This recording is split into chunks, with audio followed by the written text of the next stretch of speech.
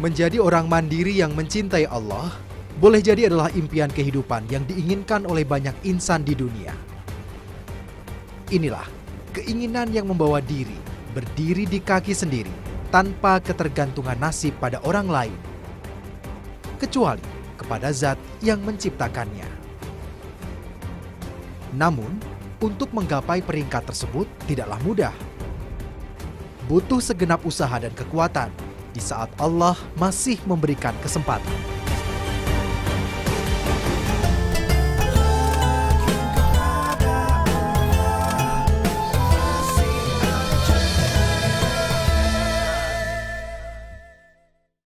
Saudaraku yang dirahmati oleh Allah Subhanahu wa Ta'ala, kita hidup di alam dunia ini hanyalah mengikuti aturan Allah. Dan apapun yang kita rasakan dan yang kita alami adalah takdir Allah. Sebagaimana Allah Subhanahu wa Ta'ala berfirman di dalam surat Al-Hadid ayat 22. Ma asaba min musibatin wala fi anfusikum illa fi kitabim min qabli an nabra'aha inna dzalika 'alallahi yasir. Apapun yang menimpa kepada diri kita dan yang terjadi terhadap alam dunia ini, itu sudah Allah tentukan sebelum kita diciptakan oleh Allah. Dan yang demikian itu adalah mudah bagi Allah. Namun kita tidak boleh berpasrah diri dengan takdir Allah. Sebab kenapa? Takdir itu ada dua. Ada takdir mubarram yang tidak bisa dirubah dan takdir mu'allaq yang bisa dirubah.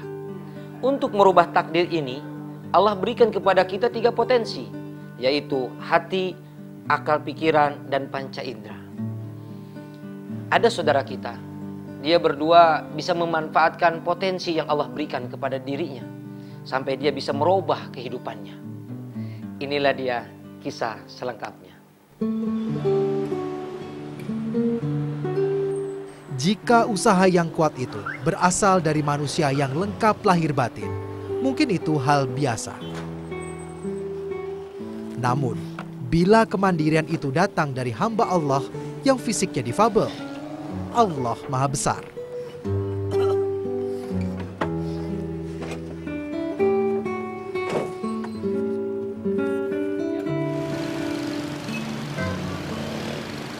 Darut Tauhid. Kita lagi sampai Darut Tauhid.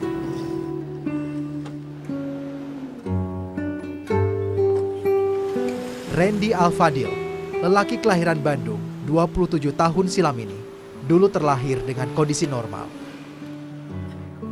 Tapi sakit kuning yang dideritanya sejak kecil membuat fisiknya tumbuh menjadi seperti ini. Randy adalah anak sulung dari 4 bersaudara. Ia memutuskan untuk berpisah dengan keluarga tercinta karena tak ingin membebani siapapun. Randy memang mengalami ketidaksempurnaan fisik dan kemampuan berbicara yang kurang. Namun, sebisa mungkin Randy belajar hidup mandiri dengan menjadi santri di salah satu pesantren di Bandung.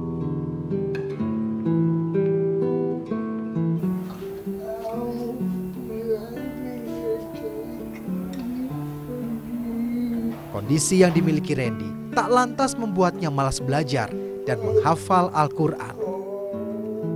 Karena ia yakin Al-Quranlah satu-satunya petunjuk jalan hidup yang hakiki.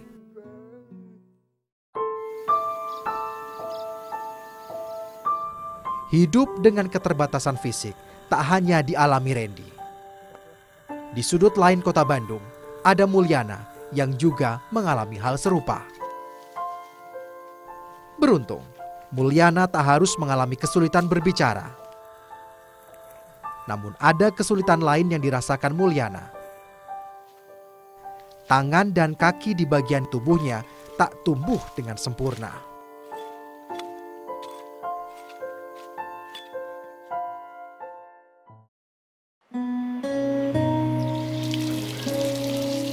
Beruntung, Randy masih bisa merasakan kasih sayang dari keluarga barunya di pesantren.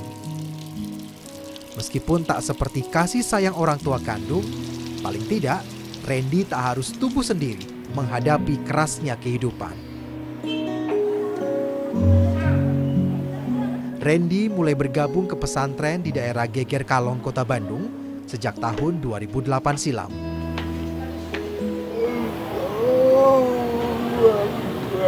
Disinilah Randy menghabiskan waktunya menjalani ujian yang tak berujung.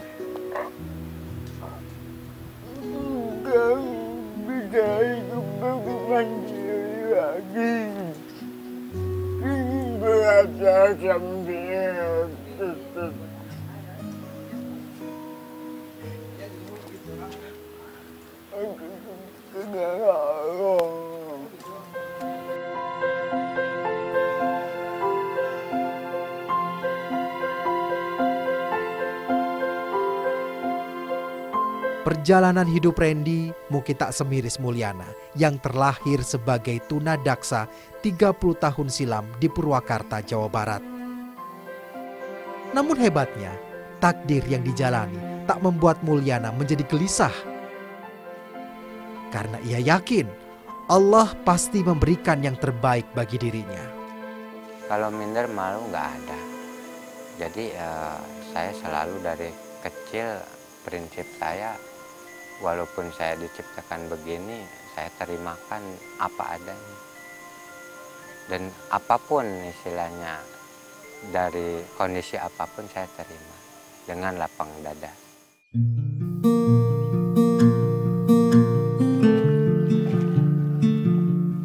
Berenang adalah salah satu anugerah yang Allah karuniakan kepadanya.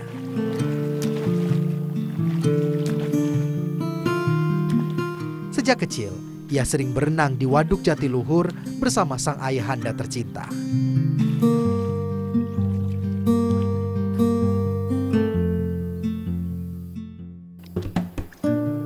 Seiring berjalannya waktu, keahliannya berenang itu dilatih hingga membawanya memecahkan rekor tercepat di dunia pada kejuaraan Asian Para Games di Incheon, Korea Selatan tahun 2014. Tambah.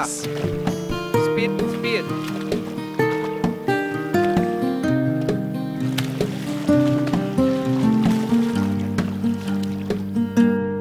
Ia berhasil menyabet medali emas dalam kategori renang untuk 50 meter gaya bebas.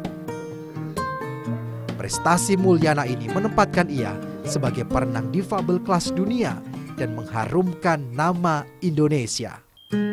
Makin takjub sama Mulyana. Jiwa sosial yang tinggi tetap ada pada batinnya. Dia masih mau berbagi kepada orang lain. Baik itu berbentuk harta maupun berbentuk tenaga. Dan apa yang dilakukan oleh beliau itu cocok sesuai dengan hadis Nabi Muhammad SAW. Khairun nas anfa'uhum linnas. Sebaik-baiknya manusia adalah orang yang bermanfaat untuk orang lain. Kenapa, Neng? Hoyong kalapa. Oh, mohon hoyong kalapa malah. Kang mau naiknya? Akang mau manjat kelapa ini, Kang? Iya, tadi. Lah, ini tinggi loh, Kang. Ya, insya Allah saya bisa, Ted. Ya udah deh, coba. Tapi hati-hati ya, Kang ya. Ya. Keinginan untuk membantu sesama adalah tujuan hidupnya kini. Atas dasar kesulitan hidup yang pernah ia alami, Mulyana tak ingin siapapun di kampungnya merasakan apa yang pernah ia rasakan. Ya, hati-hati. Selagi mampu, ia akan melakukan apa saja demi kebaikan. Karena prinsipnya, apabila kita menanam benih kebaikan, maka kebaikan pula lah yang kita tuai. Jiwanya yang ramah membuat Mulyana dekat dengan siapapun di kampungnya, termasuk anak-anak kecil ini. Mulyana tak ingin terlihat lemah. Ia selalu menunjukkan kemandiriannya seperti orang normal adanya. Subhanallah, Akang hebat banget, Kang. Iya, tadi. Ya Allah, ya Robbana. Saya manjat. Kemuliaan hati Mulyana ini sesungguhnya tertuang dalam Al-Quran sebagai kalam Allah bagi manusia yang ingin selamat hidupnya sampai di akhirat. Nah, makanya ini salah satu contoh yang dilakukan sama Kang Mul ini adalah berbuat baik. Dengan mohon maaf ya Kang, Iya. dengan keterbatasannya seperti ini, tapi berbuatlah apa yang bisa kita lakukan. Kalau dalam Al-Quran surat Az-Zumar ayat 9 kata Allah Subhanahu Wa Taala, Qul ya qaumi i'malu ala makanatikum, inni amil fasawfa ta'lamun. Jadi berbuatlah kita apa yang bisa kita lakukan, dan ini adalah berbuat bentuk baik, amal soleh kita. Jadi ini dicatat amal perbuatannya oleh Allah Subhanahu Wa Taala apa yang dilakukan sama Kang Mul. Tak banyak memang yang bisa dilakukan oleh Randy dengan keterbatasan yang ia miliki. Sampai-sampai dia memilih pekerjaan ini. Namun bagi dia, inilah sebuah cara untuk bisa memaknai arti sebuah kehidupan.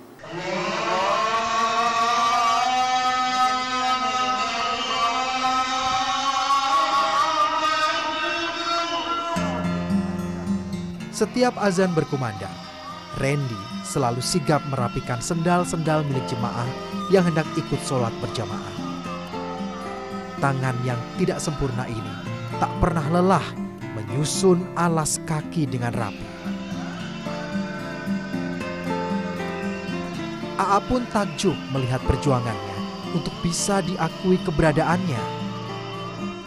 Difabel kondisi fisiknya, namun tidak pada niat tulusnya.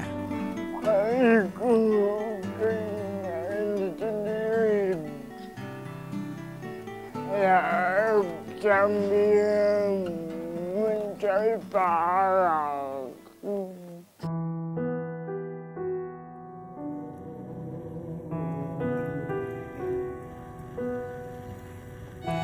Tak hanya mengatur sendal para jemaah, Randy pun memiliki tugas lain, yaitu mengatur saf sholat sebelum sholat berjamaah. Bila tugasnya selesai, Randy pun bergegas menjalankan perintah yang maha kuasa. Khawatir dan terharu rasanya, AA melihat Randy melakukan gerakan sholat dengan kondisi fisiknya yang seperti ini. Jika Randy memutuskan untuk hidup mandiri di saat kondisi keluarganya tak bermasalah, berbeda dengan Mulyana yang harus memandirikan hidupnya tanpa bantuan siapapun di daerah baru yang dulu tidak dikenalnya. Di Jakarta, ia kerja serabutan dan harus rela tidur beralaskan tikar tanpa selimut. Dalam kurun waktu bertahun-tahun, ia menjalani hidup jalanan dengan tabah. Hingga akhirnya Mulyana memutuskan hati untuk berlabuh di masjid daerah Pasar Senen Jakarta sebagai marbot. Tegar dan tetap berdiri tegak di tengah keterbatasan bukan hal yang mudah bagi Mulyana. Nyatanya, ia telah melampaui keterbatasannya itu demi bertahan hidup. Ya, Ibu adalah pintu karomah kita. Begitupun bagi Mulyana. Ibu adalah pintu berkah baginya bagi kehidupan. Meskipun wanita yang mengandungnya pernah berlaku tak baik, namun ibu tetap menjadi orang terbaik di relung hatinya yang harus dibahagiakan. Kata Nabi, khairukum li ahli wa ana khairukum li ahli. Berbuat baiklah kalian kepada keluarga. Sesungguhnya akulah orang yang paling berbuat baik kepada keluarga. Dalam keterbatasan fisik Akang, ada kelebihan yang Allah berikan buat Akang. Dalam kelemahan Akang, ada cita-cita yang mulia. Apalagi Akang berbakti kepada yang namanya ibu. Ibu adalah pintu karomah kita. Ya, terima kasih. Terima kasih banyak Ustaz. Waalaikumsalam.